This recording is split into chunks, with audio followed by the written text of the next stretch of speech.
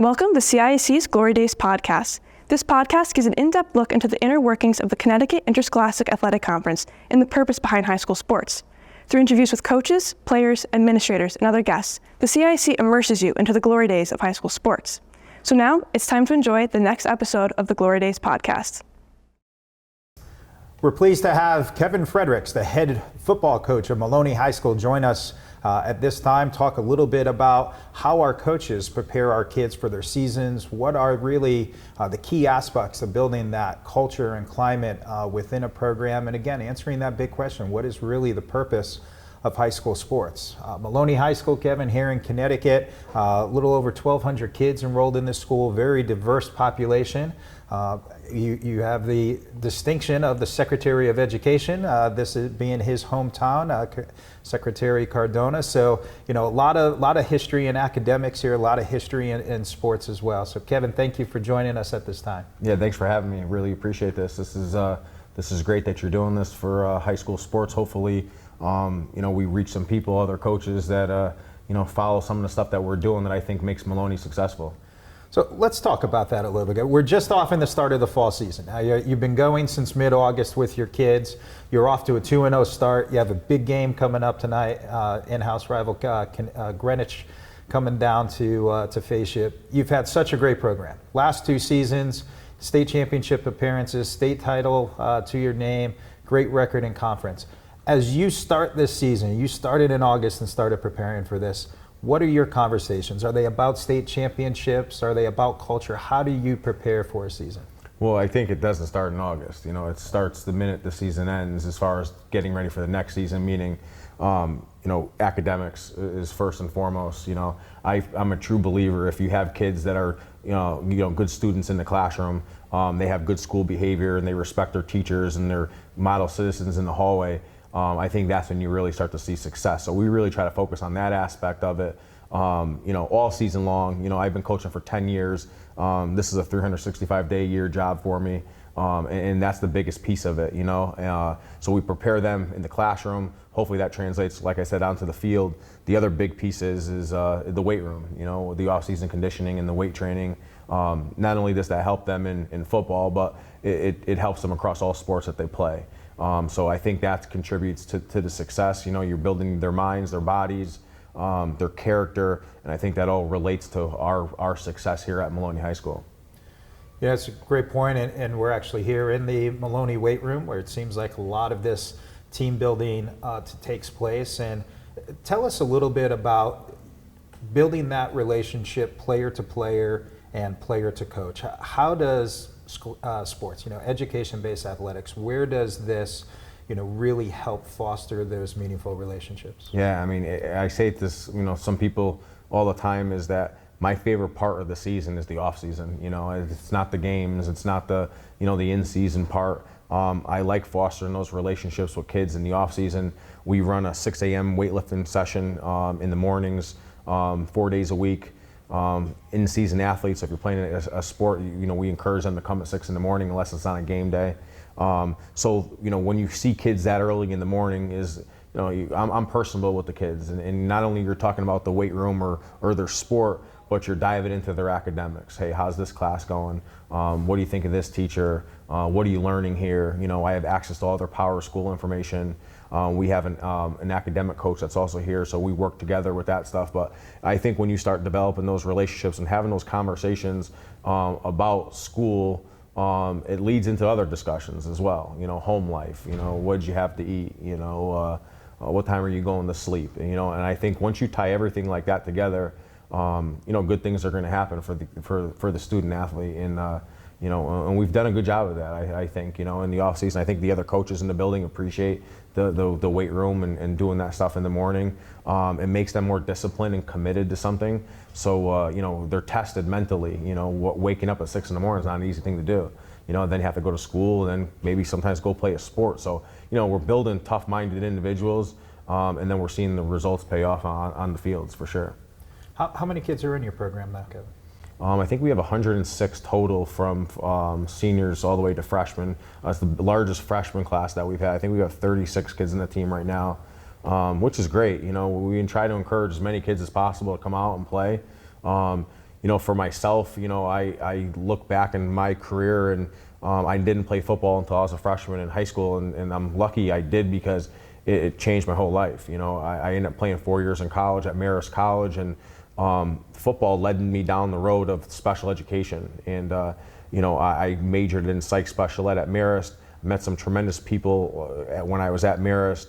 I worked for a school called Anderson School for the Autistic, and right before graduation in the springtime, I got hired in Rocky Hill at Stevens Elementary School.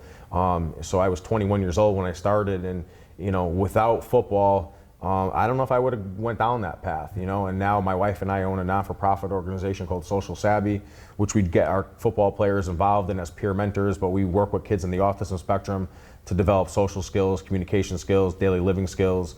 So yeah, it's football. And I said this to the team yesterday. We had some discussions about other things. We're playing Greenwich tonight, and the 5 things that I spoke about had nothing to do with the game, because football teaches you other parts about life. And I'm a firm believer of that, and that's why I think it's the greatest game, on earth, because it teaches you so many lessons that aren't relevant to the actual playing of the game.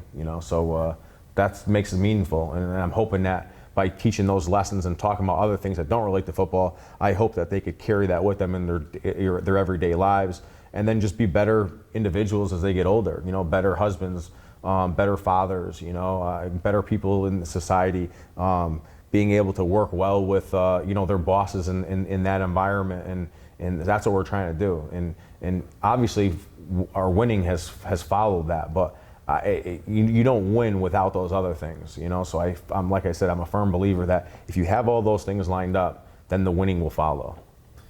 When you enter the profession of education, you're taking on a responsibility and a role to be a mentor. Our teachers, our administrators, our mentors, and I don't think there's a more enduring term that we can refer to our mentors as than a coach, right? Those are the people that not only teach us a skill, but stay with us, help us adapt, help us get through adversity. And it sounds like in all the things you go in your nonprofit as well, that your focus primarily is not the skill of running a ball, throwing a pass, defensive formation, but in mentoring your student athletes to become mentors themselves. Yeah, I think that's the most important piece as a coach. You obviously want to set out to win, and the ultimate goal is always to win the state championship.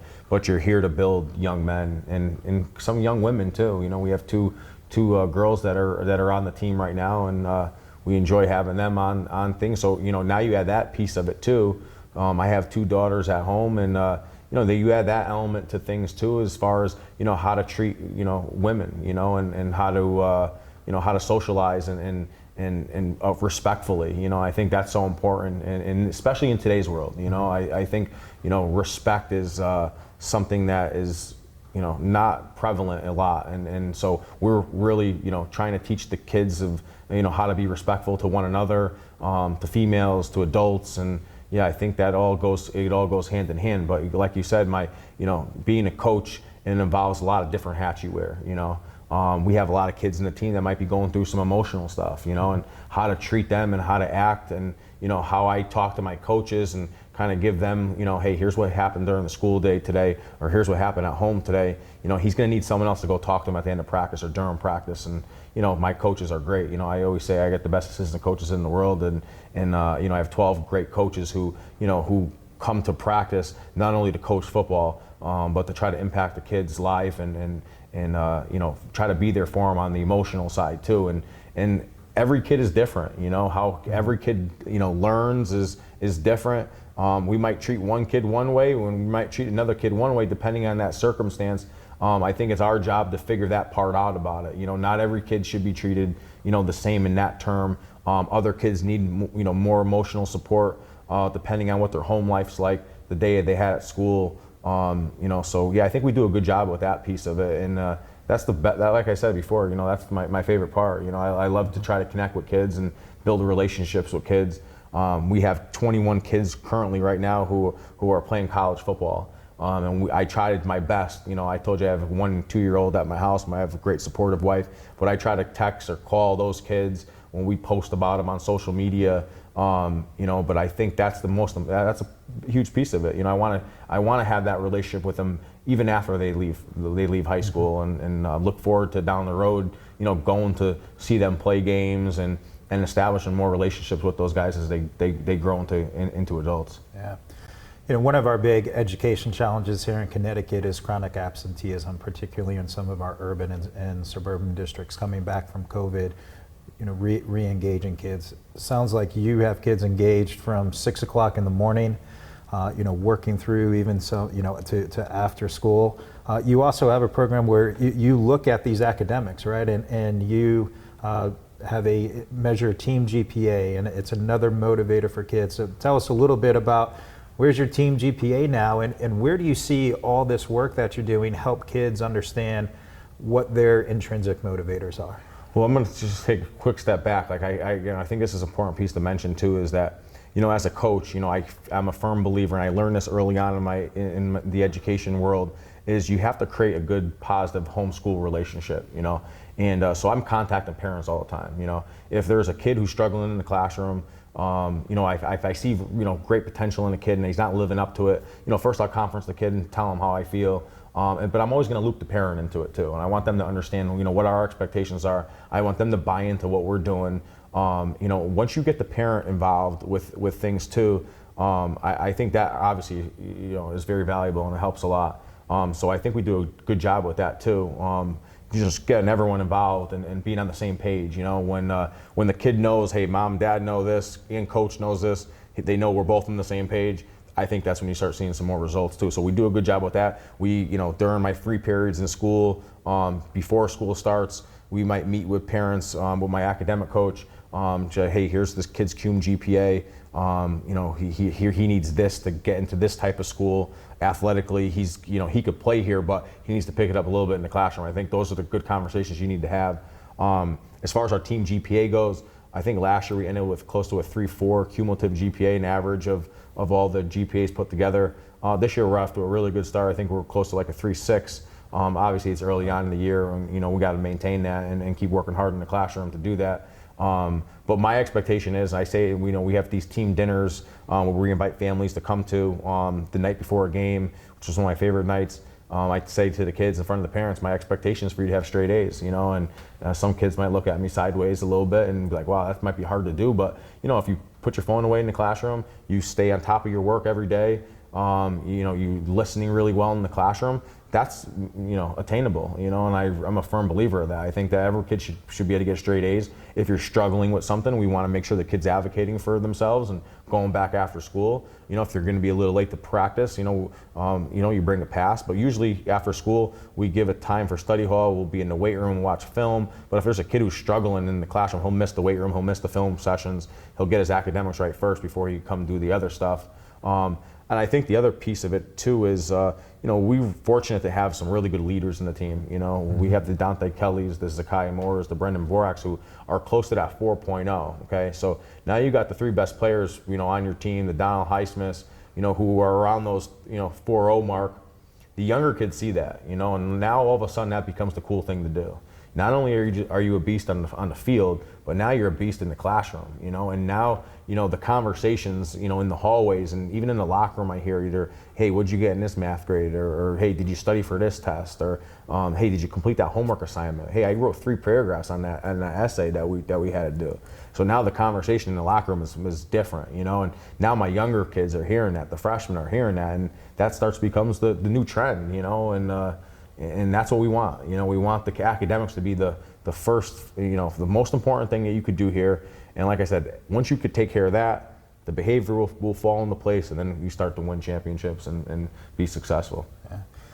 Early in the season, but we know, right, starting off well at the beginning sets you up for success as you go forward. If you have that stumbling block, it's easier to get it back, right? If you start off poorly, academics, sport-wise, it's always much harder to dig out of that hole. So congratulations on getting off to a great start. Want our listeners to hear as well about this outstanding program that you have here. You've done something with your kids where, on game day throughout high schools across the country, we see kids wearing their game jerseys.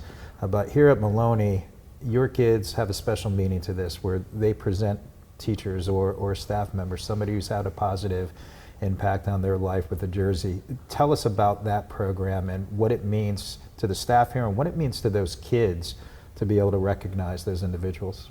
So, when I was thinking about doing something more for teachers and showing more respect, we came across this idea where a kid would give his jersey away. So if we were playing in a home game, we would have the opposite jersey, the away jersey in that case, to give to a teacher that means something to them. Some teacher who has connected with them maybe across their 4 years. It's usually a senior, someone who's special enough that they go above and beyond kind of their duties, and giving the jersey to a teacher is a sign of respect and to say thank you to them for being there for you. And again, we have the kids will go into the classroom. They might interrupt the lesson, and the other kids in the classroom are seeing that, and understanding like, wow, like here's the star of the football team showing love to our teacher. Maybe we should respect her a little bit more and listen to her, what she says, because she's obviously a really good teacher if he's giving her jersey, or him his jersey. So I think that's something that we've done here. This will be the 3rd year we've done it.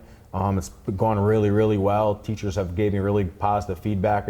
I don't think teachers get enough credit for their hard work that they do, so they're very appreciative of that. And my kids enjoy, doing that and giving away their jersey and saying, hey, I want to give it to this teacher. Don't give it to this teacher. That's my teacher I'm going to give it to, So that's the conversation that's happening. And yeah, we love to do that. We started it, and today we'll do another jersey today. And we're looking forward to doing that. Wow. Outstanding. Such a great program. Let's talk a little bit X's and O's of football. So, high school football. Take me through, you have Greenwich coming up tonight. Take me through the past week. What does preparing for a high school football game look like from, the end of your last game to now game day today? Well, we played on a Thursday night this past week against Newington, so we had an extra day to prepare. They did too. First things first, we want to get the bodies back, after a game. Pool, yoga, stretching, a lot of film work. We always watch the previous game from the day, the game before. So we watched the Newington game on Friday, did the swimming stuff, the yoga, we train in the weight room, get our bodies back a little bit. The next day we come back in on Saturday. Now it turns to Greenwich focus. We watch the film. We had some films from last year that we watched. Obviously, we get the 2 games that they exchanged with us this year. So then it becomes the film breakdown. I think the kids are really good at getting on the huddle and watching it on themselves, by themselves. The next 2 days are our coaches. Our coaches, we get together. A lot of stuff's done individually, and then we talk or meet. It's nice to have Zoom and Google Meet and phones now and text messaging and emails, and we break down the film very detailed as far as what they do offensively and defensively. And then we, give them Sunday off. We come back Monday and we drop the game plan. Some of the stuff we've already, we knew we were playing them week 3, so some of that stuff was done in the summertime and how we wanted to attack them and to do. So yeah, the preparation key, is important. Making sure we're buttoned up with our formations, any wrinkles that we're going to add. I think that's always fun and important. Like that's a really good part of it, is to be creative and make it fun for the kids. We run an offense that's a college-based offense. We want to be 50-50 pass to run. We do a lot of motioning. It's up-tempo style. It's fun. We throw it, we pass it, we run it. We do a lot of RPO stuff. So a lot of the kids will go on to college and come back and say, hey, we run the same style that we ran at Maloney, and that's what we want to do. We want to prepare them for the next level, and so that's always fun to prepare that stuff for the next week. And then it starts in practice for the kids on Monday. You got to have a really good day Monday, Tuesday, Wednesday, Thursday. The harder we practice, the easier it's going to be on Friday night. So we want to execute our game plan, be tightened up with our special team stuff, and make sure we gain an advantage in the special teams area. I thought we've been doing a really good job in that area. Coach Lynch is our special teams coordinator, does a tremendous job preparing us and getting us ready for that. So it's all about that. It's all about hard work. We've got to go out there and treat each practice like a game, and take it with that mindset. And at the end of the day, this is a big game, but we're not, we've played in a lot of big games here, in the past 5-6 years, and this is one of them, and it won't be the last. And there's hopefully going to be 10 other games after this. So, I told the team, we win, great. We still got to come back the next day and prepare for the next week. If we lose, we got to pick ourselves up and figure it out and move forward. And we got to handle it the same way. So it's a big game for us. They're in the Class L. We're in the Class L. We probably won't see them obviously again. It will move us down either way in the state rankings as far as like Class L. Probably not. So yeah, we're just gonna enjoy the moment and we're excited, obviously, playing a big team like Greenwich. They won the Class L, last year. We haven't played them. I like the idea of the alliance games. It gives you someone different that you could play. Last year we went down to Darien in a hostile environment and we won that game, which was awesome to be a part of. And we're gonna have that same mindset going into tonight's game. Fantastic. Coach, you mentioned you played collegiately at Marist College. What position did you play? I was a punt returner, kick returner, wide receiver. Awesome. So the end of this year rolls around. Again, 2 great seasons that you're building off of. Mm-hmm. A successful year for Maloney football means what? The GPA's got to be up there, for first and foremost, and then to win the state championship. We came up short last year. Still have a bitter taste in our mouth about that. We won the first ever championship in Meriden history, football history, which we're very proud of. That's something that can never be taken away, and we worked really hard over the course of the last 10 years to get to that point. And our expectation here is to win championships, and anything less is going to be a disappointment. And same with last year, people would say, well, you made it again to the state championship. Yeah, but we lost, and we lost by 3 points, and we wanted to win that game. We didn't. So yeah, we're looking to get back there again. That's our expectation. I think we will. I think we should, and I think we could win it. If we keep doing the right things, and if we keep, being good citizens in the classroom, in the hallways, keeping our grades up, staying out of trouble, stay injury free. Obviously, I think all those pieces will help us to go back to the state championship and win it. Coach, we live in a world today where everybody's part of social media, right? But we have these challenges at high school games, college games, where the concept of sportsmanship, of showing respect to each other, is something that needs to be addressed. So you're in the unique position of working with kids when they're forming their ideas of how they treat others, how they respect others. At the same time, they have access, unlimited access, to the world of social media. What kind of impact can you have, and how do you work with kids to understand concepts like empathy, respect, and building kids to be good contributing members of society?